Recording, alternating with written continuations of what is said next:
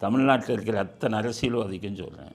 நீ எந்தெந்த கட்சியோ எந்தெந்த ஜாதியோ இருந்துக்க, ஜாதி பேரில் கட்சியை ஆரம்பிச்சுக்க, மதத்தின் பேரில் கட்சியை ஆரம்பிச்சுக்க, வேறு ஒரு இனத்தின் பேரில் கட்சியை ஆரம்பிச்சுக்கங்க, திராவிடம் இது என்ன வேணாலும் சொல்லிக்க. ஆனால் நீ அடிப்படையில் ஒரு இந்தியனாக இரு, அதைத்தான் நாங்கள் விரும்புகிறோம்.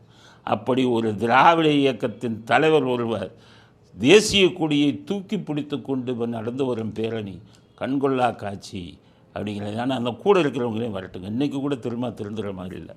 திருமாவளவன் என்ன சொல்லியிருக்காரு, போகிற நிறுத்திடுங்க அப்படிங்கிறார். நல்ல விஷயம். எதுக்கு அது சொல்கிறாருன்னா, எல்லையோரத்தில் இருக்க மக்கள்லாம் பாதிக்கப்படுவாங்களாம். தமிழ்நாட்டில் இருக்கிற மக்களை பற்றியே கவலைப்படாமல் ஜாதி பேரில் கட்சி ஆரம்பித்து ஜாதி வன்மத்தை தூண்டி விட்டு உங்களால் எத்தனை ஆணவ கொலைகள்லாம் நடந்தது யோசிச்சு பாருங்கள்.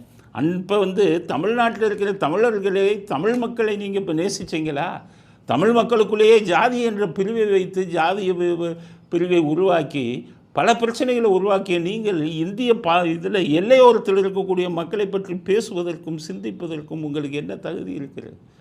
அதனால தான் சொல்கிறேன், திருமாவளவனையும் சொல்கிறேன், நீங்களும் தேசிய கொடியை தூக்கி பிடிக்கும் காலம் விரைவில் வரும்.